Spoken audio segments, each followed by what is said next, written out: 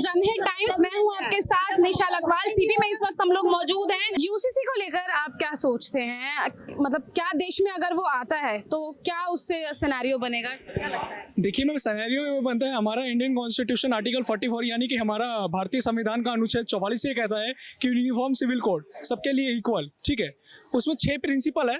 Chemistry की भाषा में प्रिंसिपल कह लीजिए, चाहे फिजिक्स की भाषा में प्रिंसिपल कह लीजिए, क्योंकि मेरे पास फिजिक्स केमिस्ट्री नहीं था, मैं साइंस का स्टूडेंट नहीं हूँ, तो मेरे को केमिस्ट्री के और फिजिक्स नहीं पता। उसमें केमिस्ट्री में कहावत है कि एवरी केमिकल रिएक्शन का ऑपोजिट रिएक्शन होता है। अगर पॉजिटिव निकलता है तो उसका नेगेटिव भी होता है, नेगेटिव रिएक्शन आता है तो उसका पॉजिटिव भी हो सकता है। तो सेम उसी तरीके से ये चीज़ है, कुछ लोग इसको पॉजिटिव मान रहे हैं, कुछ लोग नेगेटिव मान रहे हैं, लेकिन मेरे हिसाब से मेरा जो अपना पर्सनल ओपिनियन है, मैं अपनी व्यक्तिगत विचारधारा रखता हूँ बाबा साहब के संविधान के द्वारा, वो बिल्कुल सही है।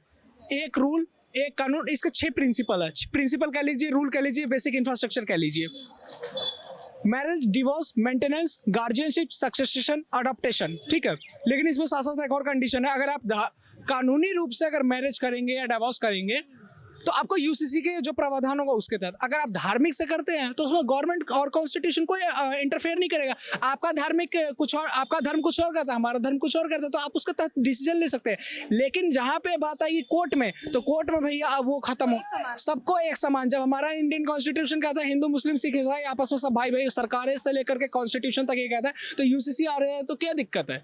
मैंने आपको 6 प्रिंसिपल बता दिए। मैं ये गारंटी के साथ कह सकता हूँ, ये 6 प्रिंसिपल अभी तक, जब से ये मुद्दा चला और आज तक, ये 6 प्रिंसिपल अभी तक किसी ने बताया भी नहीं, और कुछ लोगों को तो बाद में पता चलेगा इससे प्रिंसिपल क्या है। और जो यूसीसी है, ऐसे ही गवर्नमेंट इस पर डिसीजन नहीं लेगी। लॉ कमीशन ऑफ इंडिया भी सर्वे करा मुस्लिम धर्मगुरु से, हिंदू धर्मगुरु से, उसके बाद बड़े बड़े एडवोकेट से, जज से, चाहे वो हाई कोर्ट के हो, डिस्ट्रिक्ट कोर्ट के हो, सुप्रीम कोर्ट के हो, उसके बाद आम जनता से, उसके बाद मिनिस्ट्री में जो हायर रैंक पे पर्सन है, क्योंकि उसमें मिनिस्ट्री में भी तो हर एक बंदे, हर एक जाति धर्म मजहब के लोग होते हैं, तो उनसे भी डिसीजन लिया जा रहा है। उसके बाद जो डिसीजन होगा लॉ कमीशन ऑफ इंडिया उसको गवर्नमेंट को बिल पेश करेगा और government will be decide the rule.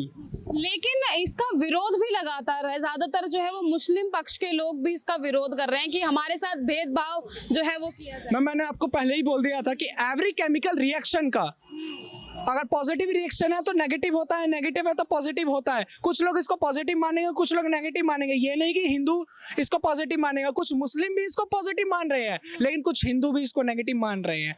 देखिए मैं आपको एक बता दूं, जब कोई भी मर्डर करता है, कानून की धारा, आईपीसी की धारा 302 यानी कि IPC section 302 punishment of murder, तो उसमें सजा होती है या तो आपको उम्र कैद या फिर फांसी की सजा।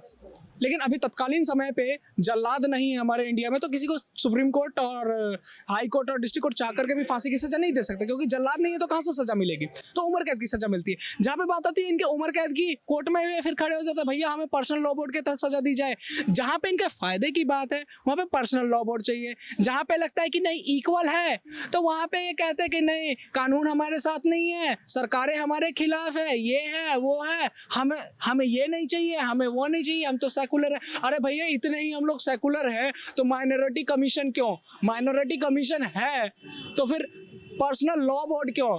पर्सनल लॉ बोर्ड है तो उसके तहत सजा क्यों? तो ये क्या मतलब ऐसा कि मतलब सोच लिया है या माइंड मेकअप ऐसा हो गया है कि नहीं अगर सरकार कोई भी डिसीजन लेगी तो हमें उसका विरोध करना ही करना है, चाहे फिर वो भलाई का हो या फिर वो किसी और चीज का हो? देखिए मैम, इस भारत, आज़ाद भारत में, स्वतंत्र भारत में अपनी अपनी व्यक्तिगत विचारधारा प्रकट करने के लिए सरकार के सामने, जनता के सामने सभी लोग स्वतंत्र हैं, ठीक है। लेकिन उसमें ये कंडीशन है कि स्वतंत्र है, लेकिन कुछ लोग आपने देखा होगा कि पब्लिक में और मीडिया में अशब्द भाषा का प्रयोग कर जाते हैं, तो वो चीज़ कानून नहीं कहता। कानून ये कहता है आप तहजीब से बात करिए, तमीज़ से बात करिए, इज्जत के साथ बात करिए, आदर देकर के बात करिए। कानून ये कहता है गिव रिस्पेक्ट रिस्पेक्ट, जी बोलोगे तो जी सुनोगे। लेकिन कुछ लोगों की आदत होती है जूता खाएंगे और जूता मारेंगे, तो हम उस प्रकृति के लोग नहीं हैं, हम तो सबको जी कहते हैं और जी सुनने वाले इंसान हैं। कुछ लोग इसका विरोध भी करेंगे, कुछ लोग इसके फेवर में भी होंगे। तो यूसीसी अगर एक सिक्के का 2 पहलू होते हैं ना, तो भगवान ने और हमारे बड़े बुजुर्गों ने बहुत सोच समझ के कहावत डिसाइड करी, एक सिक्के के 2 पहलू, पॉजिटिव होगा तो नेगेटिव भी होगा, नेगेटिव होगा तो पॉजिटिव होगा। लेकिन मेरा जो ओपिनियन है, यूसीसी को इम्प्लीमेंट करना चाहिए आर्टिकल 44 के तहत। तो आपको लग रहा है, मतलब आखिरी सवाल यही रहेगा कि यूसीसी अगर देश में आता है तो कुछ ना कुछ बदलाव देखने को मिलेगा देश में?